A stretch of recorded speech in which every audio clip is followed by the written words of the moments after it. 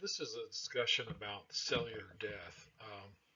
Necrosis is when it's a death by unprogrammed incidental incident. It could be either an infection, a high fever, inflammation, or damage to tissue.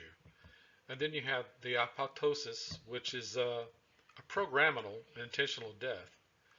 Some cells have limited lifespans, and a programmed death is is implanted into the cell, and it only lives a certain amount of time. Red blood cells have a lifespan of approximately 3 months. Now, on average, the cells in your body are replaced every 7 to 10 years, but those numbers hide a huge variability in lifespan across different organs of the body. Neutrophil cells, it's a type of white blood cell, might only last for 2 days, while the cells in the middle of your eyelids will last your entire lifespan. And it's even possible that your brain cells might have longer maximum lifespans than you do. Researchers transplanted neurons from an old mouse or mice into the brains of longer lived rats and found that the cells were still healthy after living for two whole mouse lifespans. So brain cells approximately 200 years um, before they go through the apoptosis phase. Eyelids, a lifetime. Eggs, 50 years. Your heart muscles are 40 years. Your intestinal cells, excluding the lining, is 15 to 16 years. The skeletal muscles, 15 years. Fat cells, 8 years. Now you know why you can't get rid of those things. And the hemopoietic stem cells are 5. Those are the cells that make up the cells that make the red blood cells. So the liver cells are 10 to 16 months, and the pancreas cells is 1 year. I thought that would be some interesting information. So with that in mind, there are certain parts of your body which will outlive you. So the reason why they die is through necrosis, because when you die, no longer providing nutrients and oxygen, the cellulars no longer have access to the exterior environment for nutrients, and they perish. So that's something that's pretty interesting to discuss around the coffee table one day. This particular area, we're going to introduce to certain types of cells and how they go about replacing and forming different types of tissues. Derived from stem cells. Stem cells can be divided into two groups, embryonic and adult. Both types share the ability of self-renew and to differentiate into specialized cell types, but they differ in other attributes. The embryonic stem cell, that is as an embryo, are derived during early development at the blastocyst stage and are pluripotent, meaning that they can differentiate into cell types, different types of cells. Um, the embryonic cells can be readily grown in culture and exhibit unique properties, including spontaneous differentiation into three germ layers, in vitro or teratoma formation into vivio, in contrast. Adult stem cells are rare. They are undifferentiated cells present in many adult tissues. Their primary role is to maintain and repair the tissue in which they reside. The ability of adult stem cells to differentiate is limited. These cells can be either multipotent or unipotent. Both embryonic and adult stem cells are studied as promising sources for clinical applications. Now, to explain some of these words, the totipotent cells can form all the cell types in the body, plus the extra embryonic or placenta cells. The embryonic cells, within the first couple of cell divisions after fertilization, are the only cells that are totipotent. The pluripotent cells can give rise to all of the cell types that make up the body. The embryonic stem cells are considered pluripotent, and multipotent cells can develop into more than one cell type, but are more limited than pluripotent cells. Adult stem cells and cord blood stem cells are considered multipotent. So that should help you clarify the pluripotent and totipotent. Uh, the stem cell research is, although it's been going on for several years, is still considered a young science, and there is much to be learned from it. And in treating it, it's already being actively used to treat numerous diseases. This is a cellular specialization. Um, the human body is comprised of numerous cells, trillions of cells, in fact. There are over 200 different types of cells that make up the organs, bones, muscles, and the nervous system.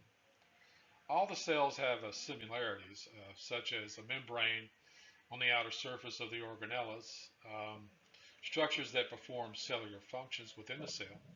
However, when comparing a basic cell, such as a skin cell, to a nervous system cell or a neuron, there are fundamental differences in cellular structure, function, and replication. Um, all cells have an outer membrane that is selectively permeable to certain substances needed for cellular function. The outer membrane of most basic cells and neurons is a fat layer with embedded proteins that act as channels for substances to move in and out of the cell. In contrast to the basic cell, most neurons also have a layer of myelin wrapped around the outer surface of the cell. Myelin is a fatty substance that acts as an insulation and speeds up the conductivity of electrical signals along the neuron. Basic cells and neurons are also different in visual appearance. Basic cells are very small and are oval, rectangular, or irregular in shape. The neurons look entirely different and have a cell body surrounded by a web of receptors called dendrites that transmit nervous signals to the cell body. Extending from the cell body is a long axon or cable that transmits electrical signals to other neurons. So you can see it looks quite different than other cells. It looks like it has a head and a tail with a web at the end of it, a spider web at the end of that tail. The function of the typical cell of the body versus a neuron is quite different. So the cells of the body are not like neuron cells. All of the cells in the body have a specific function. The heart cells generate a pulsating action. That's every cell has its own little rhythm. It actually pulsates. If you look at it under the microscope, if you get a live specimen, it will actually pulsate, and for the heart to pump blood into the body. The liver and kidney cells form a filtration system to rid the body of excessive or toxic materials. Skin cells have a protective barrier to the external environment. That's our first protection against the outside diseases and elements of our outside environment. Each basic cell is a functional unit. It can perform its function alone. Neurons, on the other hand, they must interact with each other, and one neuron stimulates the next by secreting a stimulant neurotransmitter or chemical that triggers action in the other neurons. Neurons act in a more global sense. They control how the body functions. They stimulate body movement, help people perceive their environment, and provide consciousness.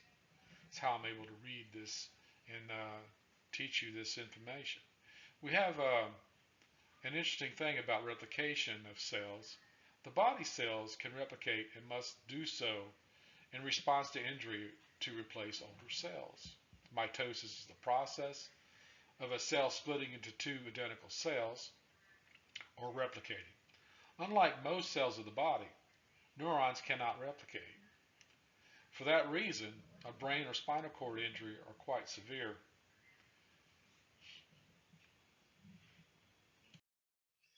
Aging of cells. The changes of the body which occur with aging are well known. Wrinkling of the skin, graying of the hair, lessened muscular strength, and diminished sensory functions such as decreased vision and hearing impairment are universal phenomena. Other consequences of aging are less predictable. For instance, many persons remain mentally sharp well into their 80s, while others will display progressive dementia as early as the sixth decade of their life. Because aging is a universal human experience, it has been a constant area of scientific inquiry. The study of the basis of progress of aging has been termed biogenetology. Um, it's something to note is that the differences between transferring of information. Interestingly, lipids synthesizes and less affected by aging than the production of DNA or RNA in proteins. Since the cells make up the organs that constitute the body, changes in the cellular function are reflected in alterations of the organs and body. Um, it's unique to understand that that means that different cells age at different rates. So just a moment, we'll go to the next slide now. This is the continuation of aging of the cells. Normal cells have only a finite lifespan before they die. The process known as aging may occur as a result of continued damage to the cell or as a result of expression of predetermined information within the genetic structure of the cell. In general, it is thought that the changes associated with aging of cells may occur through two major mechanisms. Um, Progress of damage to the cell, as I discussed, both external and internal factors, may lead to accumulation of cellular dysfunction, which is manifest in the intact individual person as aging.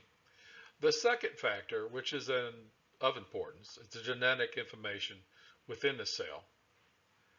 While many theories have been proposed, it is probable that there is no single cause of aging. Therefore, both major mechanisms probably jointly contribute to the final process of aging. By understanding how individual cells age, we will gain insight into how the body as a whole ages. The impact of such knowledge on science and society is a matter of both conjecture and concern. Cellular structures or cellular pathology. Pathology is the broadest term in the study of disease. The disease occurs for many reasons. Some diseases represent spontaneous alterations in the ability of the cell to proliferate and function normally. In other cases, disease results when external stimuli produce changes in the cell's environment that make it impossible for the cell to maintain homeostasis. As we know, that's very important that homeostasis be maintained. In such situations, cells must adapt to the new environment. These adaptations include hyperplasia, hypertrophy, atrophia, and metaplasia, and can be physiological or pathological, depending upon whether the stimulus is normal or abnormal. A cell can adapt to a certain point, but if the stimulus continues beyond that point, failure of the cell and hence the organ can result. If cells cannot adapt to the pathological stimulus, they can die. Uh, so that is the point of this cellular injury and cellular accumulation and cellular aging.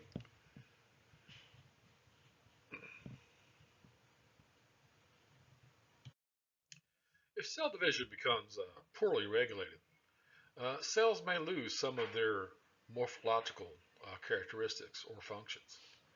The tissue becomes disordered in appearance, often with an increase in the numbers of immature cells and a greater variability between cells. This appearance is called dysplasia. It should be emphasized that dysplasia does not necessarily show that cells have become cancerous. However, it does suggest underlying changes in the cells.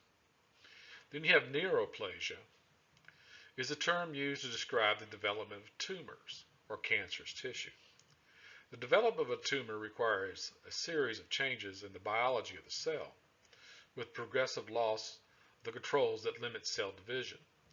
Even a cell which is undergoing uncontrolled proliferation will not necessarily be malignant. Malignancy typically arises when the dividing cells invade normal tissue and move away from their site of origin. Because of the great variety of different tumors, it is impossible to generalize. Tumors. Uh, there are certain things you can do to prevent tumors. You don't want to use tobacco, for example. Limit your alcohol consumption. Maintain a healthy weight. I need to work on that. Include plenty of fruits and vegetables, whole grains, beans in your diet, limited processed meats. Exercise regularly, protect your skin from the sun, and get regular medical checkups. Cancers can be classified based either on their histology type or their primary site of origin. Deviation of cells and tissues starts with the cellular differentiation, which differs to the processes of the cells becoming arranged into three distinct germ layers: an outer ectoderm, an inner endoderm, and a mesoderm in between. All of the organs of the body develop or differentiate from these three primary germ layers. The tissue is composed of a group of cells that are similar in structure and perform one or more common functions. Five major categories of cancer, based on their histology characteristics, are carcinoma, sarcoma, myeloma, leukemia, and lymphopenia. In addition, there are some other mixed types. The most common sites in which cancer develops include the skin, lungs, the breast, prostate, colon, and rectum, and the uterus. This concludes the lesson. Um, I want you to be aware that there are numerous reference materials available to you. One is your primary instructor, in which you can contact information is available on Blackboard um, by clicking on the prompt faculty availability. There's also Cengage, which is a computer-based website and has the book embedded into it, which is very handy. It has a search engine whereby you can search the text. There are other features available in the Cengage as well. UMA has an extensive online library with text, journals, books, and videos available, and I highly recommend using that resource. It was great doing this lesson, and I wish you all the best.